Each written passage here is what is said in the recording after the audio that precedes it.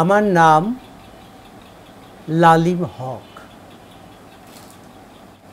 আমি আদি কুষ্টিয়ার বাসিন্দা। আমার পিতা প্রপিতামহ এইভাবে এই শহরেই তাদের জীবন অতিবাহিত করেছে।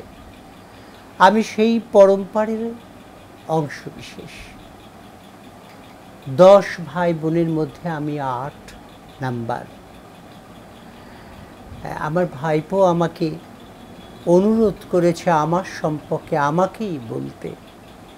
এটা যেমন ধৃষ্টতা তেমন বড় কষ্টেরও বটে। নিজেকে নিয়ে বলা যায় না, কেউ যদি বলে সেটা শোনা যায়। তবু আমি চেষ্টা করি। এখানে একটি সুন্দর জায়গা আছে, আমার আদর্শ, আমার আদর্শিত জীবনের গান ব্যাখ্যা বলবার। ও আমাকে বলেছে আপনি আপনার আদর্শের কথা বলে শুরু করবেন। আমি খুব অতীব সাধারণ একজন মানুষ।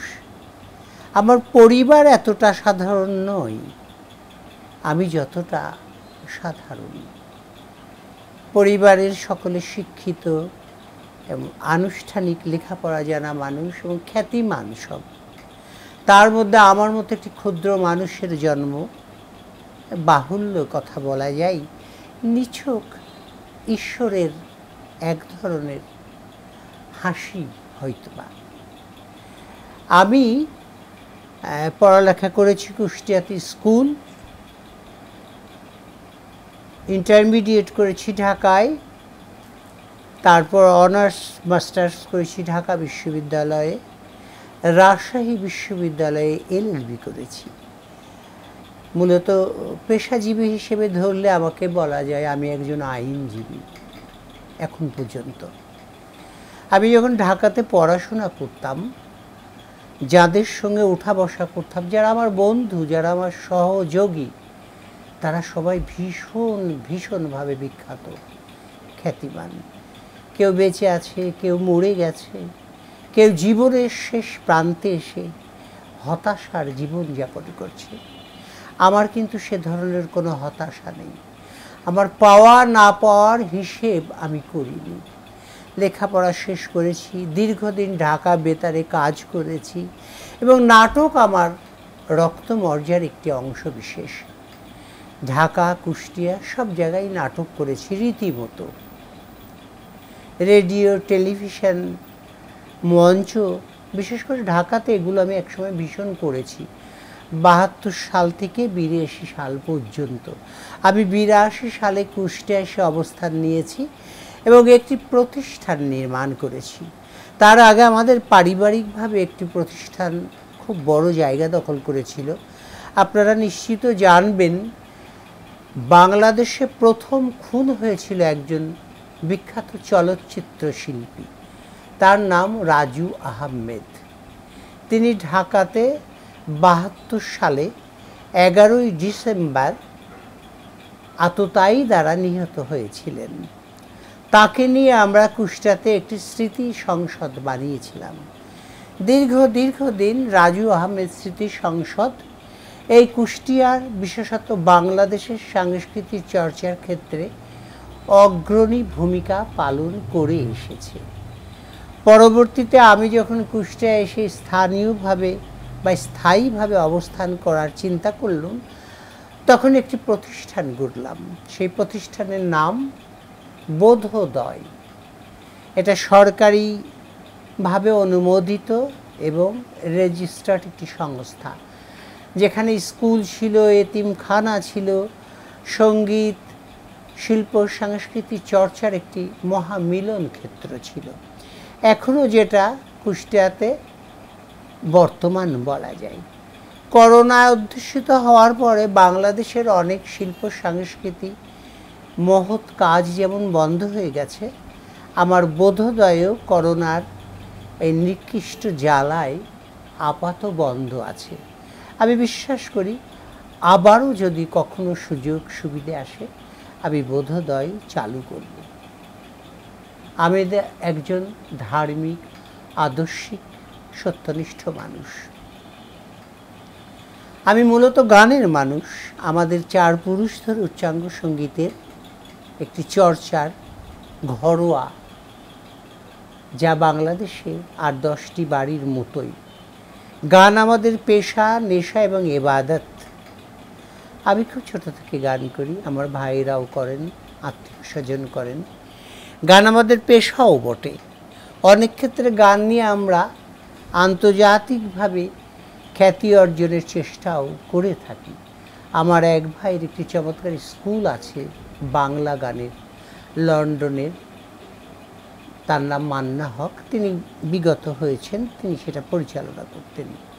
আমি কুষ্টিয়াতে বোধোদয় নামে যে প্রতিষ্ঠান বানিয়েছি, সেখানে গান অনিবার্য, বিশেষ করে ভারতীয় উচ্চাঙ্গ সঙ্গীত। আমি একজন উচ্চাঙ্গ সঙ্গীতের মানুষ, তাই পড়ালেখা করেছি ঢাকা বিশ্ববিদ্যালয়ে।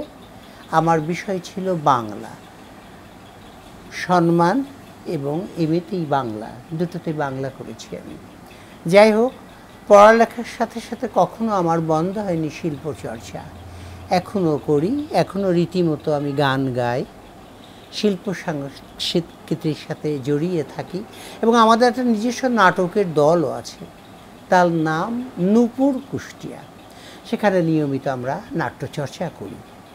বাংলাদেশ গ্রুপ থিয়েটার ফেডারেশনের সৃষ্টির কালে যে 6টি সংগঠন নিয়ে এই প্রতিষ্ঠান নির্মাণিত হয়েছিল, আমাদের নূপুর কুষ্টিয়া তার একটি।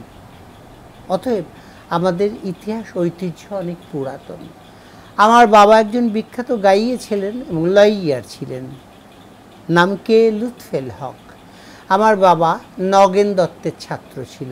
বলাই বাহুল্য, পশ্চিমবঙ্গের নগেন দত্ত 4 জন উচ্চাঙ্গ সঙ্গীত শিল্পীর একজন, যার কাছে নাড়া বেঁধেছিলেন ভারতের বিখ্যাত গায়ক বিশ্বদেব চট্টোপাধ্যায়। আমার বাবা নগেন দত্তের একটি প্রিয় ছাত্র ছিলেন। তখন আমার বাবার বয়স ছিল মাত্র 11 বছর। আমার বাবা একজন বিপ্লবী ছিলেন। 1932 সালে আমার বাবা লবণ আইন ভঙ্গ করে মেদিনীপুরের কাঁথি জেলে 1.5 বছর দাণ্ডাবেড়ি দিয়ে বন্দী ছিলেন। পরবর্তীতে বাবা ল ব্যবসা করেন, আইন ব্যবসায় যুক্ত করেন এবং গানের সঙ্গে ওতপ্রোতভাবে জড়িয়ে যান। সেইভাবে আমাদের জীবন চলছে এখন পর্যন্ত। সবাই প্রায় মারা গেছে, 2-1 জন আমরা আছি আত্মীয় স্বজন। দেশ বিদেশে অজস্র জায়গায় আমাদের ভাই বোন, আত্মীয় স্বজন এবং নিজস্ব মানুষ ছড়িয়ে ছিটিয়ে আছে। তাদের সাথে আমাদের যোগাযোগ স্বল্প হলেও আছে। আমি মনে করি মহা দুর্যোগের মধ্যে এখন আমাদের সময় চলছে। বিশেষ করে রাজনৈতিকভাবে এত বেশি কষ্টে আছি যা চোখের জলে ধুয়ে ফেলা যায় না। এই দেশ, এই জাতির জন্য এত কেঁদেছি, কাঁদি যে ডুবে মরবার জন্যে সমুদ্রের প্রয়োজন নেই, চোখের পানিই যথেষ্ট। শিল্প সংস্কৃতি শেষ হয়ে গেছে বাংলাদেশের। অযোগ্য মানুষের হাতে দেশ চলে গেছে। সব কিছু নষ্টদের হাতে গিয়ে লালিত হচ্ছে। কবি হুমায়ুন আজাদ দারুণ একখানা কবিতা লিখেছিলেন যে সব কিছু নষ্টদের হাতে যাবে, গেছে তাই। সেই সময়ে এসে দাঁড়িয়েছি। জীবন এখন একটি সংঘাতময় সন্ধির মুহূর্তে দাঁড়িয়ে আছে। বেঁচে থাকায় আমাদের মতো আদর্শিক এবং শিষ্টাচারযুক্ত মানুষদের জন্য কঠিন এবং কষ্টের। আমার মনে হয় আমরা আমাদের উত্তরসূরি প্রজন্মকে কাদের কাছে রেখে যাব? কোন হাওয়া, কোন বাতাস, কোন ভালোবাসা, কোন ব্যক্তিত্ব তাদেরকে ছায়া দেবে? কে তার মাথায় হাত রেখে বোঝাবে এ জীবন সুন্দর, এ জীবন ভালোর জন্যে? পৃথিবীতে তুমি একবারই এসেছো। জন্ম জন্মান্তরের গল্পের মধ্যে যদি তোমার জীবনের সত্য কখনো প্রতিষ্ঠিত হয়, তুমি আবার ফিরে এসো মানুষ হয়ে। জীবনানন্দ আমার প্রেম, জীবনানন্দ আমার ভালোবাসা, কারণ তিনি বারবার প্রকৃতি হয়ে ফিরে আসতে চেয়েছেন। আর জীবন হোক রবীন্দ্রনাথের মতো গোছানো, আর কাজী নজরুলের মতো বিদ্রোহের। প্রেম আসুক প্রত্যেকটা মানুষের জীবনে, আত্মার সঙ্গে আত্মা হোক যুক্ত, প্রেম হোক অনিবার বাতাসের মতো উদাস, ব্যক্তময়, আনন্দ ঘন।